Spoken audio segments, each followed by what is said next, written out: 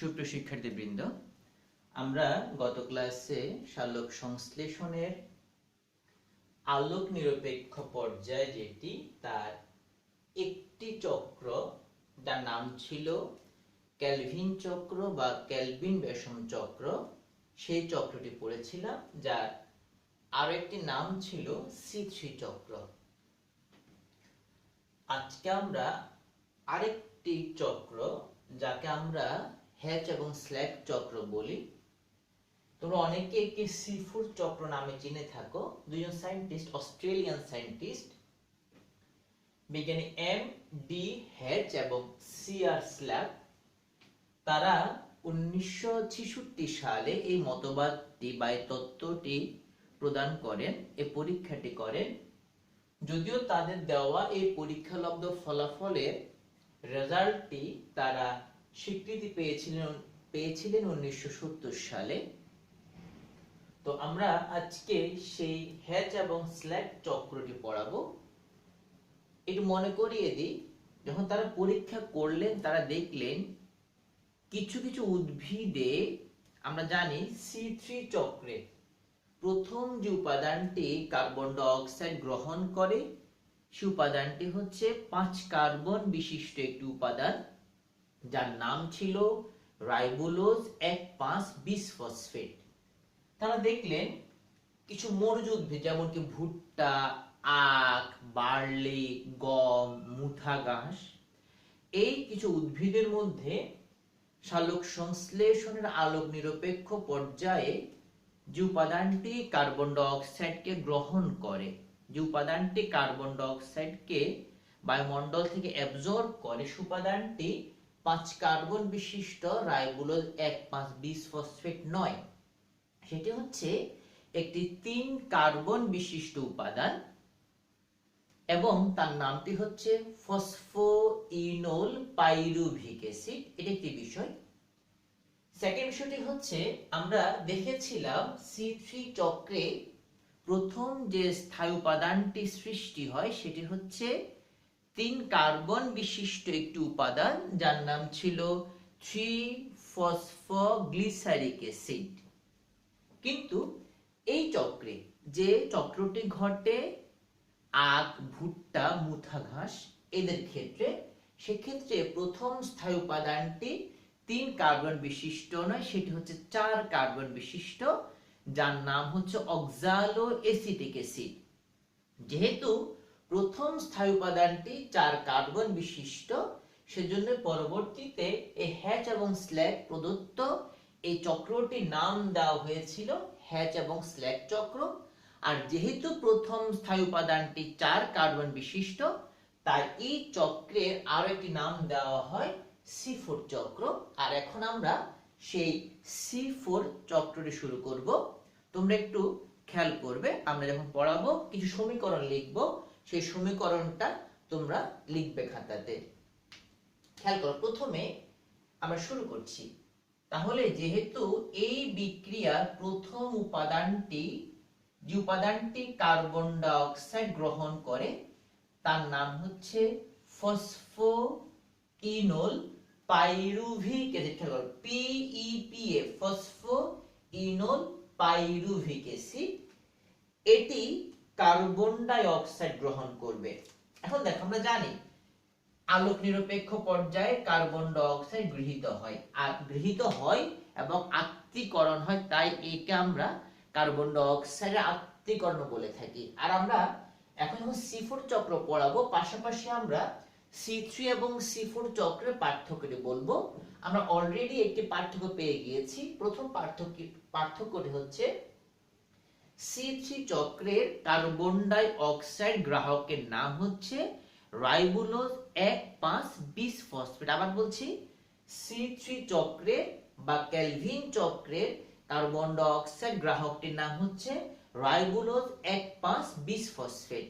অন্যদিকে C4 চক্র বা হ্যাচ এবং স্ল্যাক চক্রে কার্বন ডাই অক্সাইড গ্রাহকটি হচ্ছে একটি 3 কার্বন বিশিষ্ট উপাদান যার নাম হচ্ছে ফসফোইনোল পাইরুভিক অ্যাসিড। খেয়াল করো, তাহলে এই ফসফোইনোল pyruvic acid carbon dioxide গ্রহণ করবে। দেখো এখন এই কার্বন ডাই অক্সাইড যেটি আছে আমি একটু ভেঙে ভেঙে লিখছি। দেখো কোষস্থ পানির সাথে এই কার্বন ডাই অক্সাইডটি বিক্রিয়া করে উৎপন্ন করবে H2CO3 কার্বনিক অ্যাসিড। পরবর্তীতে সেই কার্বনিক অ্যাসিডটি তোমাদের বইতে ভেঙে নাই, আমরা লিখছি পুরোটা ভেঙে, সেই কার্বনিক অ্যাসিডটি ফসফোইনোল পাইরুভিক অ্যাসিডের সাথে বিক্রিয়া করে এবং উৎপন্ন করে OAA অক্সালো অ্যাসিটিক অ্যাসিড। খেয়াল করো, ফসফোইনোল পাইরুভিক অ্যাসিড থেকে চলে যায় ফসফেট, আর কার্বনিক অ্যাসিড থেকে বা যে কার্বন ডাই অক্সাইডটি গ্রহণ করেছিল সেখান থেকে কার্বন যুক্ত হয়। তাহলে ফসফোইনোল পাইরুভিক অ্যাসিড হচ্ছে একটি 3 কার্বন বিশিষ্ট উপাদান।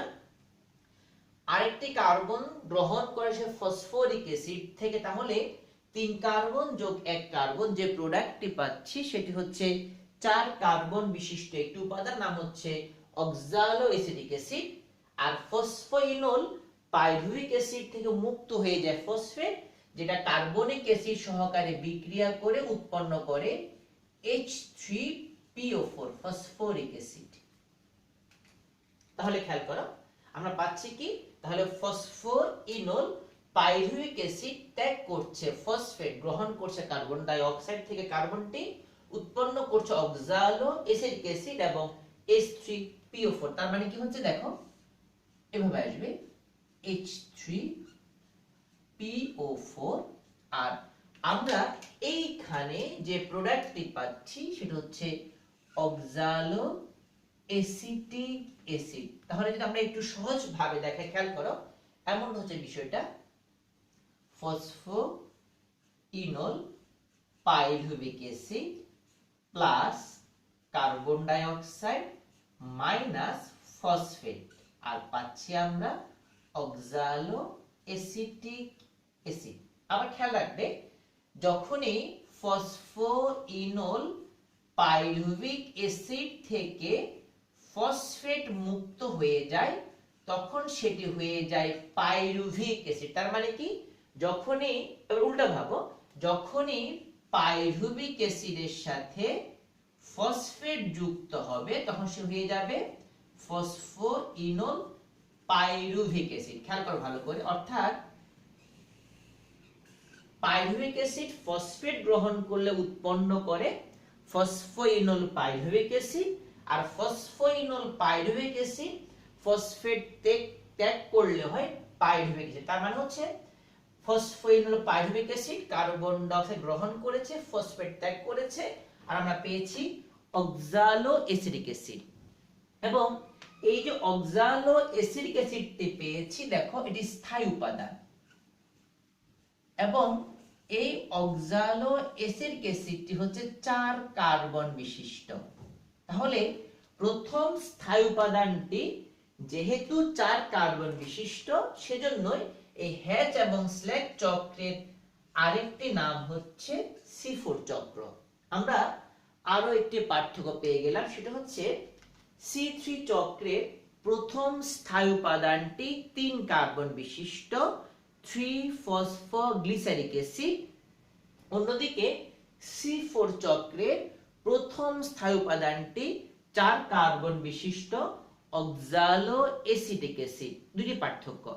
তৃতীয় একটি পার্থক্য খেয়াল করো, আমরা দেখো C4 চক্রে কোনো অস্থায়ী বা ক্ষণস্থায়ী উপাদান নেই। বাট মনে পড়ে কিনা তোমাদের, C3 চক্রে আমরা পেয়েছিলাম 6 কার্বন বিশিষ্ট একটি অস্থায়ী উপাদান যার নাম ছিল কিটো অ্যাসিড। সুতরাং আমরা 3টা পার্থক্য পেলাম। প্রথম পার্থক্য, C3 চক্রে কার্বন ডাই অক্সাইড গ্রাহকের নাম রাইবোলোজ 1,5-বিসফসফেট, আর C4 চক্রে সেই উপাদানটি হচ্ছে ফসফোইনোল পাইরুভিক অ্যাসিড।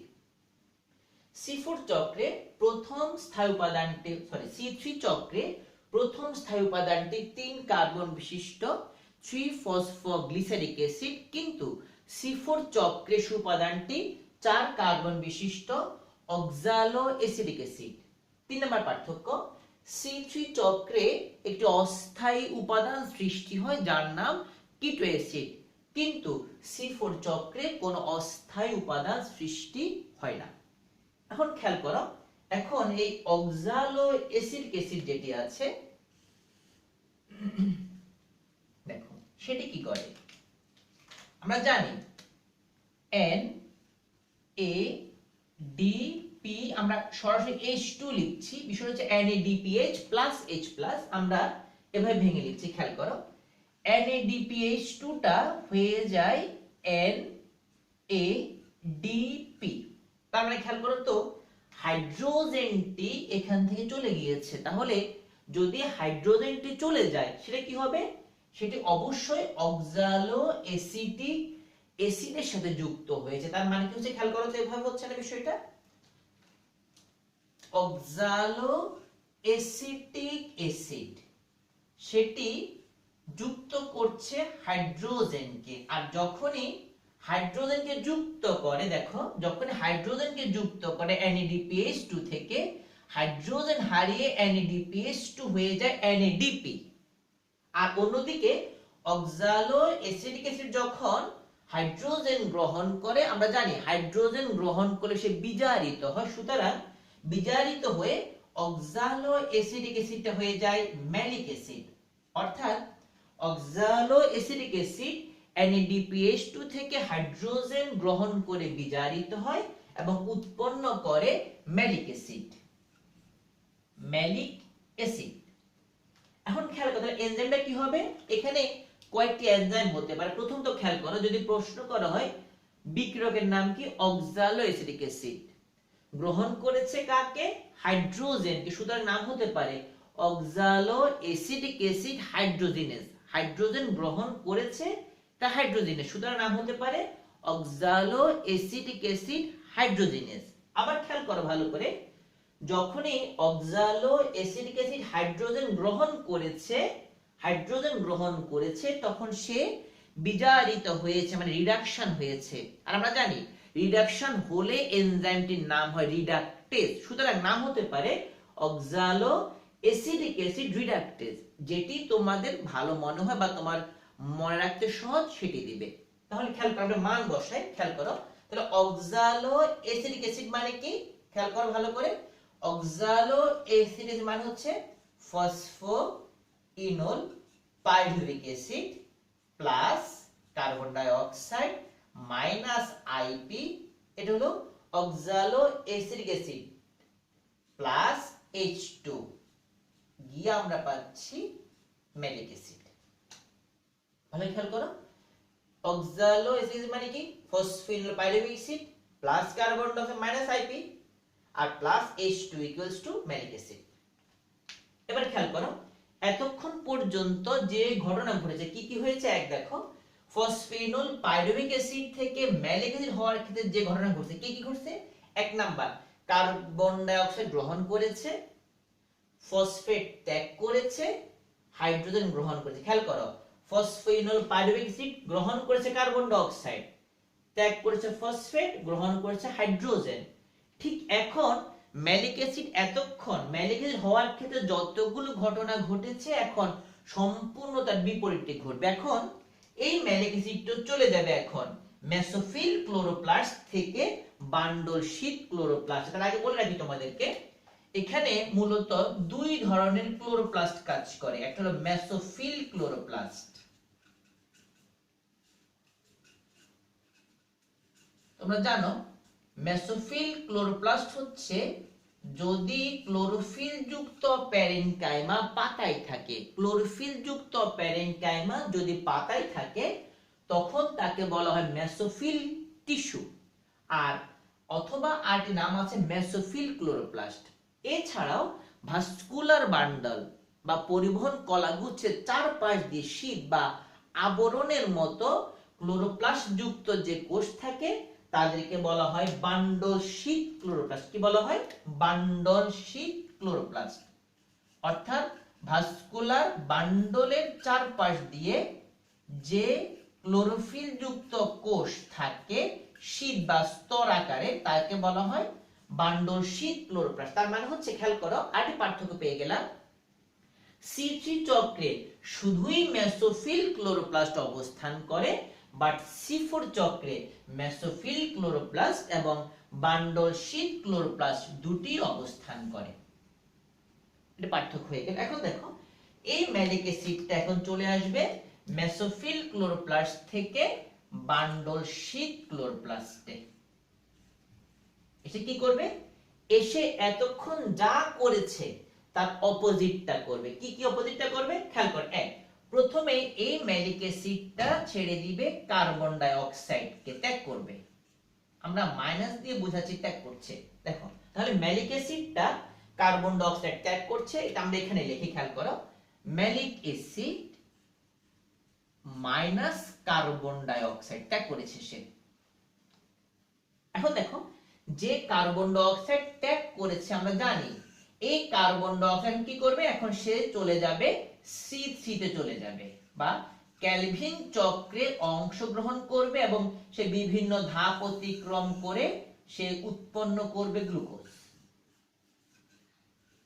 অর্থাৎ এই কার্বন ডাই অক্সাইডটা C3 চক্রে অংশগ্রহণ করবে এবং রাইবোলোজ 1,5 বিসফসফেটের সাথে যুক্ত হবে, বিভিন্ন ধাপ অতিক্রম করে C3 চক্রের মাধ্যমে সে উৎপন্ন করবে গ্লুকোজ। তার মানে হচ্ছে খেয়াল করো যখন C3 চক্র চলে শুধুই C3 চক্র চলে, কিন্তু যখন C4 চক্র চলে C4 চক্রের পাশাপাশি ম্যালিক অ্যাসিড থেকে উৎপন্ন কার্বন ডাই অক্সাইড C3 চক্রে অংশগ্রহণ করে। তার মানে হচ্ছে C4 উদ্ভিদ যেগুলো বা C4 চক্র যখন চলে C4 চক্রের পাশাপাশি C3 চক্র চলে। একটা পার্থক্য হচ্ছে C3 চক্রে শুধু C3 চক্র চলে, বাট C4 চক্র যখন চলে C3 এবং C4 দুটি একসাথে চলে।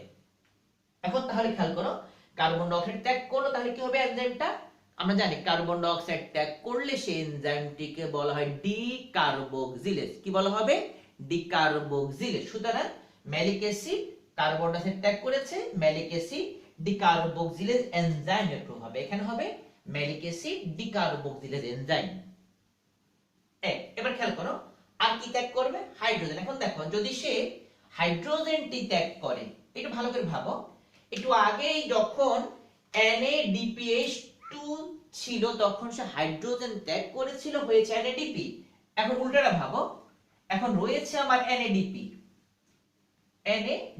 এখন ম্যালিক অ্যাসিড যে হাইড্রোজেন ত্যাগ করলো, দেখো আগে কার্বন ডাই গ্রহণ করেছে এখন ত্যাগ করেছে, এর আগে হাইড্রোজেন গ্রহণ করেছে এখন ত্যাগ করবে, সেই ত্যাগকৃত হাইড্রোজেনটা NADP এর সাথে যুক্ত হয়ে উৎপন্ন করবে NADPH। তোমরা NADPH প্লাস প্রোটন লিখতে পারো। তার মানে খেয়াল করো কি হচ্ছে, malic acid minus hydrogen.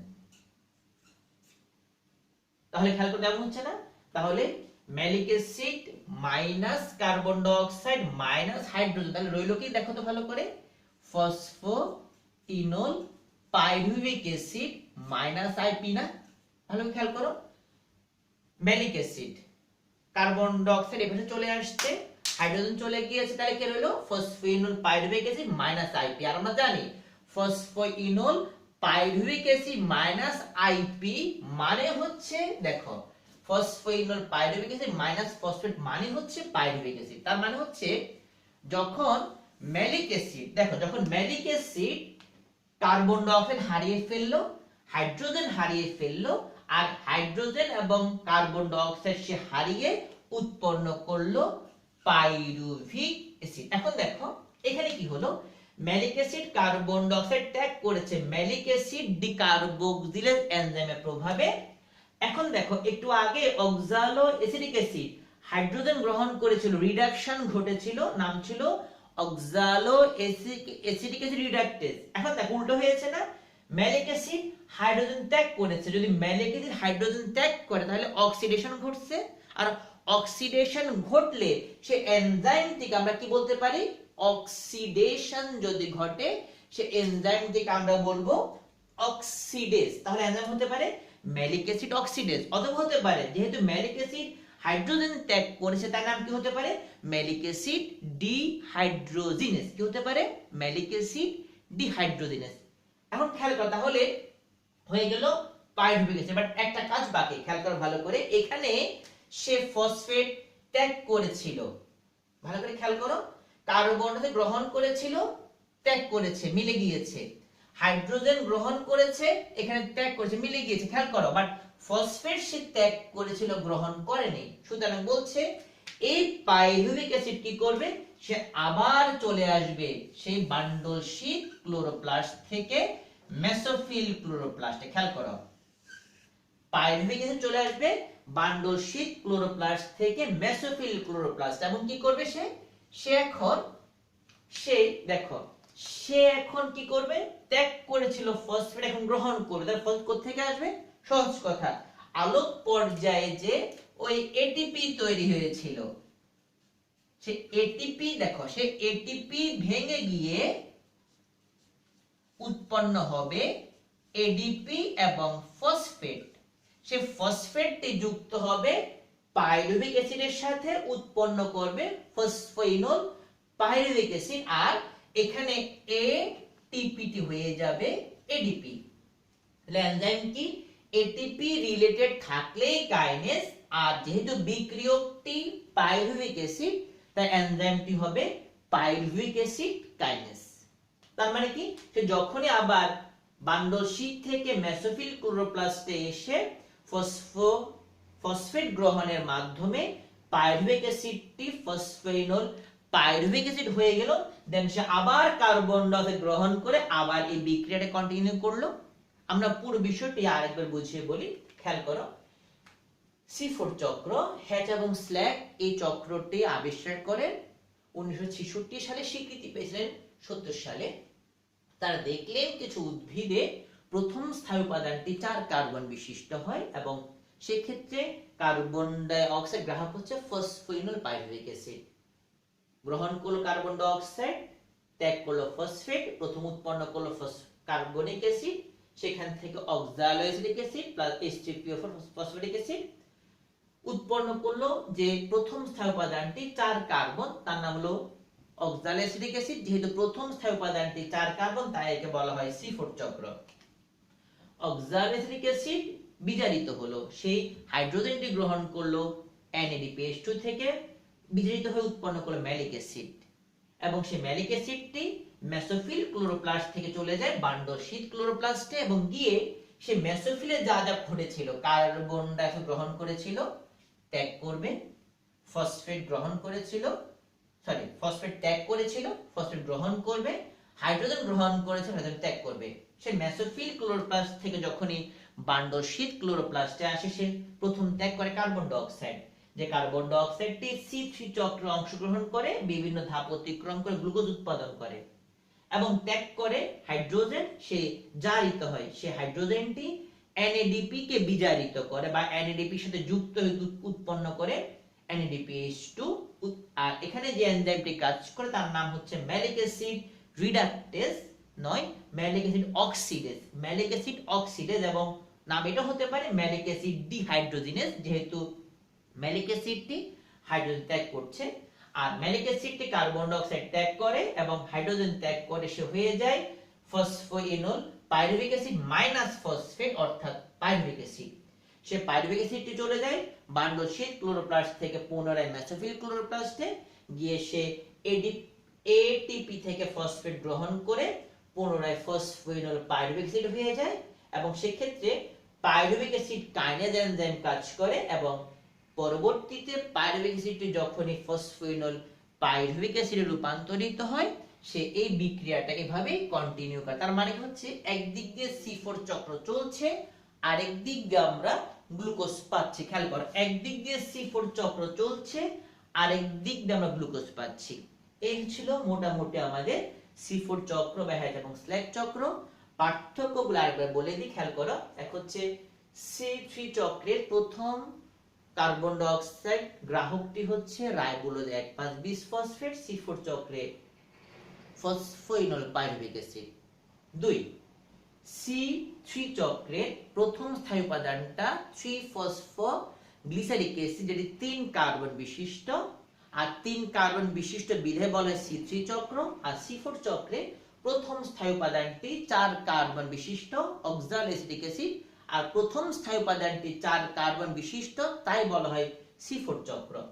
C3 চক্রে অস্থায়ী কিটো অ্যাসিড উৎপন্ন হয়, বাট C4 চক্রে কোনো অস্থায়ী উপাদান তৈরি হয় না। C3 চক্রে শুধুই মেসোফিল ক্লোরোপ্লাস্ট অবস্থান করে, বাট C4 চক্রে মেসোফিল ক্লোরোপ্লাস্ট এবং বান্ডল শীট ক্লোরোপ্লাস্ট দুটি অবস্থান করে। C3 চক্রে শুধুই C3 চক্র চলে, বাট C4 চক্রে C3 এবং C4 চক্র দুটি চলে। অন্যদিকে খেয়াল করে, যেহেতু C4 এ C3 এবং C4 দুটি চলে, সুতরাং C4 চক্রে C3 চক্রের তুলনায় অধিক পরিমাণ কার্বোহাইড্রেট উৎপন্ন হবে। এটা আসতে পারে অনুধাবনমূলক হিসেবে, কোন চক্রে বেশি কার্বোহাইড্রেট উৎপন্ন এবং কেন। তো প্রিয় শিক্ষার্থীরা, আজকে এ পর্যন্তই। ধন্যবাদ।